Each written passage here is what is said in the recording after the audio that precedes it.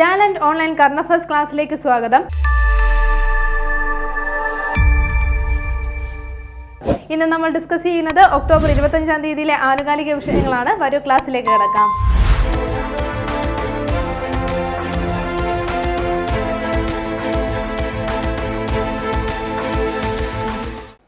കേരള PSCയുടെ LGS exam, company board LGS exam നമുക്ക് ഉടൻ തന്നെ പ്രതീക്ഷിക്കാവുന്നതാണ്. അപ്പോൾ ഈ ഒരു എക്സാമിന് വേണ്ടി നിങ്ങൾക്ക് പ്രിപ്പയർ ചെയ്യുവാനായി ടാലന്റ് അക്കാദമിയുടെ LGS റാങ്ക് ഫയൽ ഇപ്പോൾ ലഭ്യമാണ്. ഈ ഒരു റാങ്ക് ഫയൽ സ്വന്തമാക്കുന്നതിന് വേണ്ടിയിട്ട് ഉടൻ തന്നെ താഴെ തന്നിരിക്കുന്ന ഗൂഗിൾ ഫോം ഫില്ല് ചെയ്യുക. ന്യൂ SCERT NCERT പാഠഭാഗങ്ങളും അതേപോലെ മുൻവർഷ ചോദ്യങ്ങളും ഉൾപ്പെടുത്തിയിട്ടാണ് ഈ ഒരു റാങ്ക് ഫയൽ തയ്യാറാക്കിയിട്ടുള്ളത്. നമുക്കറിയാം കേരള PSCയുടെ ഇപ്പോഴത്തെ എക്സാമുകളിലെ SCERT പാഠഭാഗങ്ങളുടെ ചോദ്യങ്ങൾ, ആ ഒരു പാഠഭാഗത്തു നിന്നും നിരവധി ചോദ്യങ്ങൾ ചോദിക്കാറുണ്ട്. അപ്പോൾ ഇതുമായി ബന്ധപ്പെട്ട് എങ്ങനെ പ്രിപ്പയർ ചെയ്യണം, എന്തൊക്കെ പഠിക്കണം എന്നുള്ള ഒരു കാര്യത്തിൽ നിങ്ങൾക്ക് കൺഫ്യൂഷൻ ഉണ്ടാകും. ഈ ഒരു കൺഫ്യൂഷൻ മാറ്റുന്നതിന് വേണ്ടിയിട്ട് ടാലന്റ് അക്കാദമിയുടെ അറിവിടം വർക്ക്ഷോപ്പ്, SCERT അറിവിടം വർക്ക്ഷോപ്പ് കണ്ടക്ട് ചെയ്യുന്നതാണ്. ഒക്ടോബർ 25 ഇന്നാണ് കണ്ടക്ട് ചെയ്യുന്നത്. എത്ര മണി മുതൽ എത്ര മണി വരെയാണെന്ന് ഓർത്ത് വെക്കുക. 6 മണി തൊട്ട് 9 മണി വരെയാണ്. 6 മണി തൊട്ട് 9 മണി വരെയാണ്. ഗൂഗിൾ മീറ്റ് ആയിട്ടാണ്. മാത്രമല്ല ഇതിലൂടെ നിങ്ങൾക്ക് എന്താണ് free study material, free faculty ക്ലാസ്സുമാണ് ലഭ്യമാവുന്നത്. അപ്പോൾ ഇതുമായി ബന്ധപ്പെട്ടുള്ള കൂടുതൽ വിവരങ്ങൾക്ക് അല്ലെങ്കിൽ ഈ ഒരു ക്ലാസ്സിൽ, ഈ ഒരു വർക്ക്ഷോപ്പിൽ നിങ്ങൾക്ക് ജോയിൻ ചെയ്യാനായിട്ട് സ്ക്രീനിൽ കാണുന്ന ഈ ഒരു നമ്പറുമായിട്ട് ബന്ധപ്പെട്ടാൽ മതി. നിങ്ങൾക്ക് രജിസ്റ്റർ ചെയ്യാനായിട്ട് പറ്റുന്നതായിരിക്കും. അപ്പോൾ SCERT അറിവിടം എന്നുള്ള ഈ ഒരു വർക്ക്ഷോപ്പിൽ നിങ്ങൾ എല്ലാവരും ഉറപ്പായിട്ടും ജോയിൻ ചെയ്യണം. ഒക്ടോബർ 25-ാം തീയതി വൈകുന്നേരം 6 മണി തൊട്ട് 9 മണി വരെ ഗൂഗിൾ മീറ്റ് വഴിയാണെന്നുള്ള കാര്യം നോട്ട് ചെയ്യുക. ഇന്ന് നമ്മൾ ആദ്യം ചർച്ച ചെയ്യുന്നത് കേരളത്തിൽ നടക്കാൻ പോകുന്ന ഒരു സർവേയെ കുറിച്ചാണ്. എന്ത് സർവേ ആണെന്ന് ഓർത്തു വെക്കുക. ഡിജിറ്റൽ വിള സർവേ ആണ്. എന്താണ്? ഡിജിറ്റൽ വിള സർവേ ആണ് നടക്കുന്നത്. ഡിജിറ്റൽ ക്രോപ്പ് സർവേ ആണ് നടക്കാൻ പോകുന്നത്. അപ്പോൾ എവിടെയാണ്? നമ്മുടെ കേരളത്തിൽ നടപ്പിലാക്കാൻ പോകുകയാണ്. സംസ്ഥാന വ്യാപകമായിട്ട് ഈ ഒരു ഡിജിറ്റൽ വിള സർവേ നടപ്പിലാക്കാൻ പോകുകയാണ്.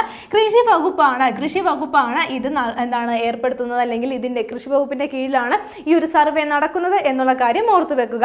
ഇനി ഡിജിറ്റൽ ക്രോപ്പ് അല്ലെങ്കിൽ ഡിജിറ്റൽ വിള സർവേ എന്ന് കേൾക്കുമ്പോൾ തന്നെ നമുക്കറിയാം അതെന്തുമായി ബന്ധപ്പെട്ടാണ്? കൃഷിയുമായി ബന്ധപ്പെട്ടിട്ടാണ്. അപ്പോൾ കർഷകരെ കുറിച്ചും അതേപോലെ അവരുടെ കാർഷിക ഇനങ്ങളെക്കുറിച്ചും കാർഷിക മേഖലയെക്കുറിച്ചും അതേപോലെ കൃഷിയിടങ്ങളെക്കുറിച്ചും ഒക്കെ ഓരോ സീസണിലും ഉണ്ടാകുന്ന വിളകളെക്കുറിച്ചും ഒക്കെ സർവേ നടത്തുന്നതിന് വേണ്ടിയിട്ടാണ്. ഇവയെക്കുറിച്ചെല്ലാം ഡേറ്റ ശേഖരിക്കുന്നതിന് വേണ്ടിയിട്ടാണ് ഈ ഒരു സർവേ നടത്തപ്പെടുന്നത്. അപ്പോൾ ഈ ഒരു സർവേ നടത്തുന്നത് എങ്ങനെയാണ്? ജിയോ ഫെൻസിംഗ് വഴിയാണ്. ജിയോ ഫെൻസിംഗ് സാങ്കേതിക വിദ്യ ഉപയോഗിച്ചാണ്. ഓർത്തുവെക്കുക, ജിയോ ഫെൻസിംഗ് സാങ്കേതിക വിദ്യ ഉപയോഗിച്ചാണ് ഈ ഒരു ഡിജിറ്റൽ വിള സർവേ നടപ്പിലാക്കാൻ പോകുന്നത്. അപ്പോൾ അത്യാധുനിക രീതിയിൽ, ആധുനിക മാർഗങ്ങൾ ഉപയോഗിച്ച് ഈ ഒരു ഡേറ്റകൾ, വിളയുമായി ബന്ധപ്പെട്ട അല്ലെങ്കിൽ കൃഷിയുമായി ബന്ധപ്പെട്ടിട്ടുള്ള ഡേറ്റകൾ ശേഖരിക്കുന്നതിന് വേണ്ടിയിട്ടാണ് കേരളം ഇത്തരത്തിലൊരു ഡിജിറ്റൽ വിള സർവേ നടത്തുന്നത്. അടുത്തൊരു പുരസ്കാരമാണ് നമ്മൾ നോക്കുന്നത്. 2025 ബ്രിട്ടീഷ് അക്കാദമി ബുക്ക് പ്രൈസ് ആണ്. 2025 ഒരു പുരസ്കാരമാണ്. ബ്രിട്ടീഷ് അക്കാദമി ബുക്ക് പ്രൈസ് ആണ് നോക്കുന്നത്. ഈ ഒരു പുരസ്കാരത്തിന് അർഹനായിരിക്കുന്നത് ആരാണെന്ന് ഓർത്തു വെക്കുക. സുനിൽ അമൃതാണ്. ആരാണ്? സുനിൽ അമൃതാണ് ഈ ഒരു പുരസ്കാരത്തിന് അർഹനായിരിക്കുന്നത്. അദ്ദേഹത്തിന്റെ ഏത് രചനയിലൂടെയാണെന്ന് പ്രത്യേകം നോട്ട് ചെയ്യുക. The burning earth. The burning earth and എൻവയോൺമെന്റൽ ഹിസ്റ്ററി ഓഫ് ലാസ്റ്റ് 500 ഇയേഴ്സ് എന്നുള്ള ബുക്കാണ്. അപ്പോൾ ഈ ഒരു ബുക്കിനാണ് പുരസ്കാരം ലഭിച്ചിരിക്കുന്നത്. ബുക്ക് എഴുതിയിരിക്കുന്നത് ആരാണ്? സുനിൽ അമൃതാണ്. ആരാണ്? സുനിൽ അമൃതാണ് എഴുതിയിരിക്കുന്നത്.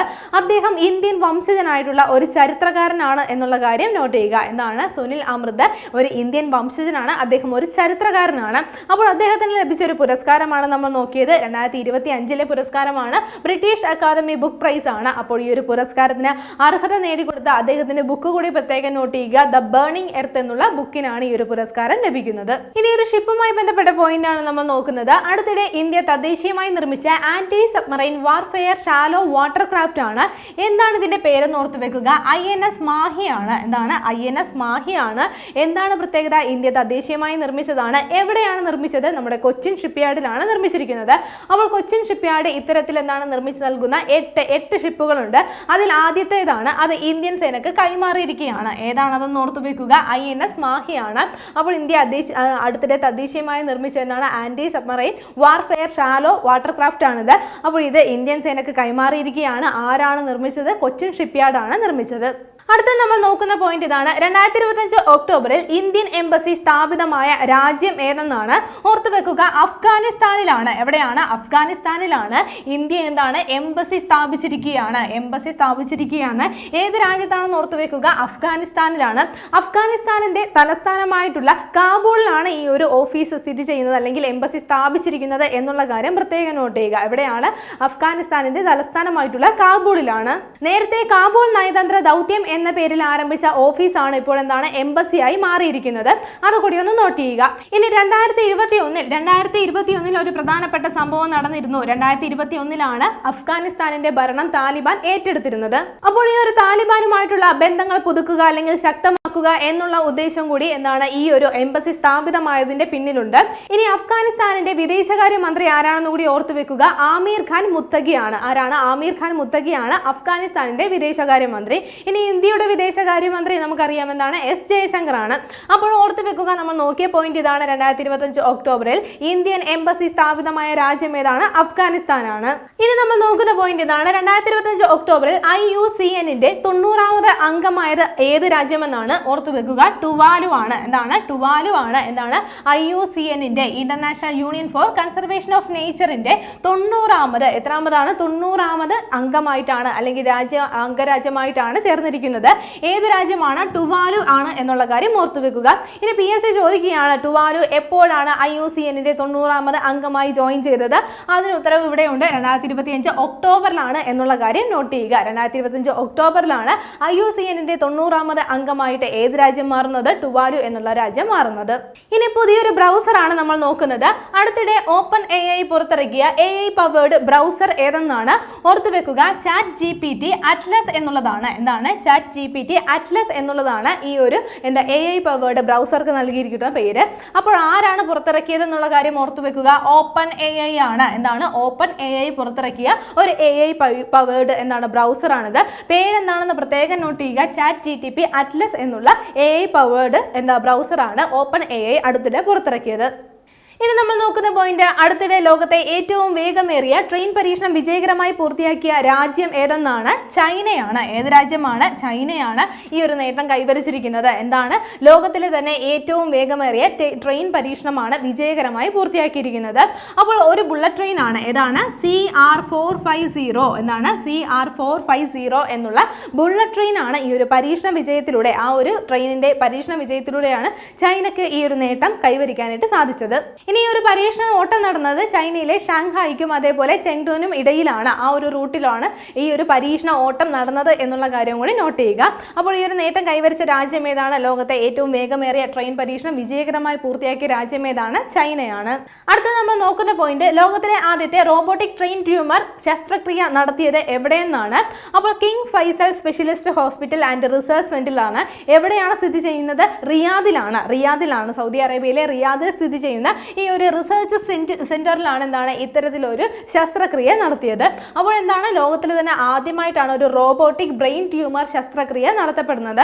ഇതിനുശേഷം ഈ ഒരു ശസ്ത്രക്രിയക്ക് വിധേയനായ വ്യക്തിക്ക് എന്താണ് വേഗം തന്നെ സുഖം പ്രാപിക്കുകയും ഒരു ദിവസത്തിനുള്ളിൽ തന്നെ ഹോസ്പിറ്റലിൽ നിന്ന് ഡിസ്ചാർജ് ചെയ്യാനും കഴിഞ്ഞിട്ടുണ്ടായിരുന്നു. അപ്പോൾ എവിടെയാണ് ഈ ഒരു ശസ്ത്രക്രിയ നടത്തപ്പെട്ടത് എന്നുള്ള കാര്യം നോട്ട് ചെയ്യുക. King Faisal Specialist Hospital and Research സെന്ററിലാണ്. എവിടെയാണ് സ്ഥിതി ചെയ്യുന്നത്? റിയാദിലാണ് ഈ ഒരു ഹോസ്പിറ്റൽ അല്ലെങ്കിൽ ഈ ഒരു റിസർച്ച് സെന്റർ സ്ഥിതി ചെയ്യുന്നത്. അടുത്തതൊരു റിപ്പോർട്ടാണ് നമ്മൾ നോക്കുന്നത്. UN ഭക്ഷ്യ കാർഷിക സംഘടനയുടെ ഒരു റിപ്പോർട്ടാണ്. അപ്പോൾ ഈ ഒരു റിപ്പോർട്ട് പ്രകാരം വനവിസ്തൃതിയിൽ ഇന്ത്യയുടെ സ്ഥാനം എത്രയെന്നാണ്. ഓർത്തു വെക്കുക, ഇന്ത്യക്ക് എത്രയാണ്? 9ാം സ്ഥാനമാണുള്ളത്. എന്താണ്? വനവിസ്തൃതിയിലാണ്. ഏത് റിപ്പോർട്ട് പ്രകാരമാണ്? UN ഭക്ഷ്യ കാർഷിക സംഘടനയുടെയാണ്. അപ്പോൾ ഈ ഒരു റിപ്പോർട്ട് പ്രകാരം വനവിസ്തൃതിയിൽ ഇന്ത്യയുടെ സ്ഥാനം എത്രയാണ്? 9ാം സ്ഥാനമാണ് എന്നുള്ള കാര്യം ഓർത്തു വെക്കുക. അങ്ങനെയാണെങ്കിൽ റിപ്പോർട്ട് പ്രകാരം 1ാം സ്ഥാനത്ത് വനവിസ്തൃതിയിൽ 1ാം സ്ഥാനത്തുള്ള രാജ്യം ഏതാണ്? അത് റഷ്യയാണ്. എന്താണ്? 1ാം സ്ഥാനത്തുള്ള രാജ്യം റഷ്യയാണ്. 2ാം സ്ഥാനത്ത് ബ്രസീലാണ് 2ാം സ്ഥാനത്തുള്ളത്. ഇനി 3ാം സ്ഥാനത്തുള്ളത് കാനഡയാണ്. എന്താണ്? കാനഡയാണ് 3ാം സ്ഥാനത്ത് ഉള്ളത്. ഇന്ത്യയുടെ സ്ഥാനം 9 ആണെന്ന് പറഞ്ഞു. ഏത് റിപ്പോർട്ട് പ്രകാരമാണ്? UN-ന്റെ FAO, ഇതാണ് നമ്മൾ പഠിച്ചിട്ടുള്ളതാണ്. ഇതാണ് ഫുഡ് ആൻഡ് അഗ്രികൾച്ചർ ഓർഗനൈസേഷന്റെ റിപ്പോർട്ടാണ്. ഈ ഒരു റിപ്പോർട്ട് പ്രകാരം വനവിസ്തൃതിയിൽ ഇന്ത്യയുടെ സ്ഥാനം 9 ആണ്. റിപ്പോർട്ട് പ്രകാരം 1ാം സ്ഥാനത്തുള്ളത് റഷ്യയാണ്. രണ്ടാം സ്ഥാനത്ത് ബ്രസീലാണ്, മൂന്നാം സ്ഥാനത്ത് കാനഡയാണെന്ന് നമ്മൾ പറഞ്ഞു. ഇനി ഈ ഒരു റിപ്പോർട്ട് കഴിഞ്ഞ വർഷം ഇന്ത്യയുടെ സ്ഥാനം എത്രയായിരുന്നു? 10 ആയിരുന്നു. ഇനി അതേപോലെ തന്നെ കഴിഞ്ഞ വർഷത്തെയും ഈ വർഷത്തെയും നോക്കുകയാണെങ്കിൽ ഈ ഒരു വർധനവ് നിരക്ക് നോക്കുകയാണെങ്കിൽ ഇന്ത്യയുടെ സ്ഥാനം എത്രയാണ്? 3 ആണ്. അത് കഴിഞ്ഞ വർഷവും ഈ വർഷവും എത്രയാണ്? ഈ ഒരു വനവിസ്തൃതിയുടെ വർധനവ് നിരക്ക് നോക്കുകയാണ് 3-ാം സ്ഥാനത്താണ് ഇന്ത്യ ഉള്ളത്. അപ്പോൾ മൊത്തത്തിൽ വനവിസ്തൃതിയിൽ ഇന്ത്യയുടെ സ്ഥാനം എത്രയാണ്? 9 ആണ്. അടുത്തതൊരു വിയോഗമാണ് നമ്മൾ നോക്കുന്നത്. 2025 ഒക്ടോബറിൽ അന്തരിച്ച പ്രശസ്ത അമേരിക്കൻ ചെസ് ഗ്രാൻഡ് മാസ്റ്റർ ആരെന്നാണ്? ഓർത്തുവെക്കുക, ഡാനിയൽ നരോഡിസ്കി ആണ്. അപ്പോൾ അദ്ദേഹം എന്താണ്? അന്തരിച്ചിരിക്കുകയാണ്. എന്താണ് അദ്ദേഹത്തിന്റെ പ്രത്യേകത? നമ്മൾ പറഞ്ഞു, അദ്ദേഹം വളരെ പ്രശസ്തനായിരുന്ന ഒരു അമേരിക്കൻ ചെസ് ഗ്രാൻഡ് മാസ്റ്റർ ആണ്. 17ാമത്തെ വയസ്സിലാണ് അദ്ദേഹത്തിന് എന്താണ് ഈ ഒരു ചെസ് ഗ്രാൻഡ് മാസ്റ്റർ പട്ടം ലഭിക്കുന്നത്. അപ്പോൾ അദ്ദേഹം അന്തരിച്ചത് എന്നാണെന്ന് ഓർത്തുവെക്കുക, 2025 ഒക്ടോബറിലാണ്. ഇനി വരുന്ന 10th ലെവൽ എക്സാമുകൾക്ക് വേണ്ടി പ്രിപ്പയർ ചെയ്യുന്നവർക്കായി ടാലന്റ് അക്കാദമിയുടെ LDC റാങ്ക് ഫയൽ ഇപ്പോൾ വിപണിയിൽ ലഭ്യമാണ്.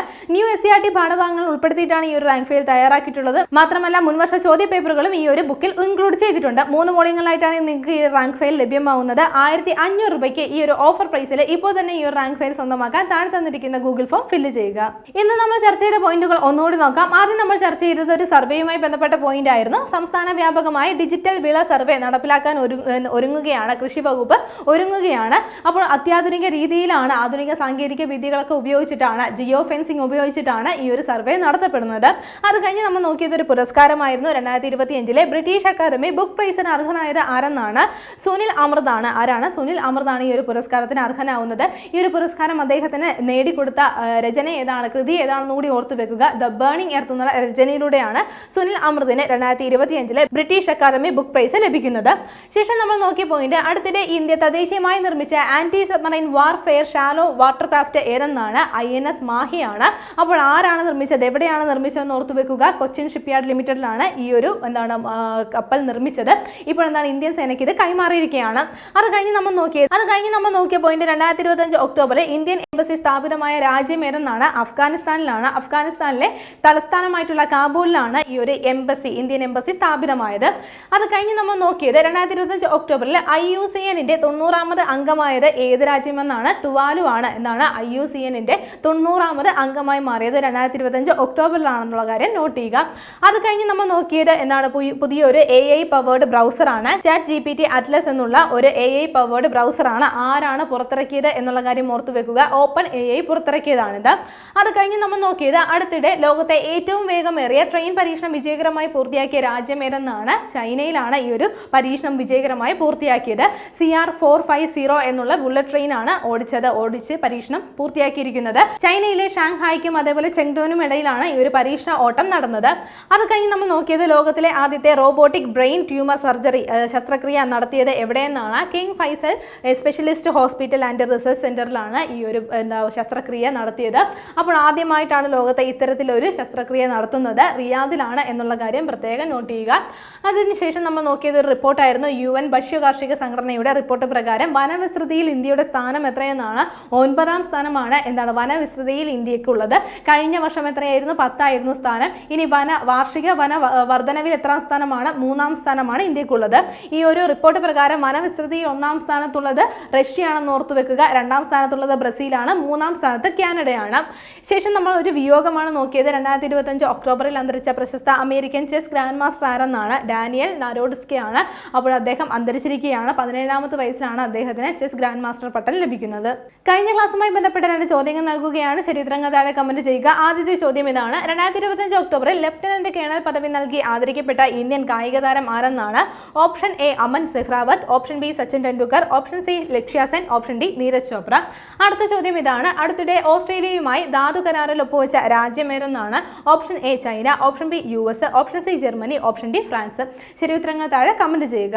കഴിഞ്ഞ ക്ലാസ്സിൽ നൽകിയിരുന്ന ചോദ്യങ്ങളുടെ ഉത്തരങ്ങൾ ചർച്ച ചെയ്യാം. ആദ്യത്തെ ചോദ്യം ഇതായിരുന്നു. 2025 ഒക്ടോബറിൽ പുറത്തുവിട്ട ഫിഫ പുരുഷ റാങ്കിങ്ങിൽ ഇന്ത്യയുടെ സ്ഥാനം എത്രയെന്നായിരുന്നു? ശരി ഉത്തരം ഏതാണ്? ഓപ്ഷൻ A ആണ്. 136ാം സ്ഥാനമായിരുന്നു ഇന്ത്യക്കുണ്ടായിരുന്നത്. അടുത്തതും ഒരു ഇൻഡെക്സുമായി ബന്ധപ്പെട്ട ചോദ്യമായിരുന്നു. 2025 ഗ്ലോബൽ ഹങ്കർ ഇൻഡെക്സ് പ്രകാരം ഇന്ത്യയുടെ സ്ഥാനം എത്രയെന്നായിരുന്നു ചോദ്യം. ശരി ഉത്തരം ഏതാണ്? ഓപ്ഷൻ B ആണ്. 102ാം സ്ഥാനമായിരുന്നു ഈ ഒരു ഇൻഡെക്സിൽ ഇന്ത്യയുടെ സ്ഥാനം. ഇന്ന് നമ്മൾ ചർച്ച ചെയ്ത പോയിന്റുകൾ എല്ലാവർക്കും മനസ്സിലായി കാണുമെന്ന് വിശ്വസിക്കുന്നു. നന്നായി പഠിക്കുക, നന്നായി മുന്നേറുക. മറ്റൊരു ക്ലാസ്സുമായി വീണ്ടും കാണാം.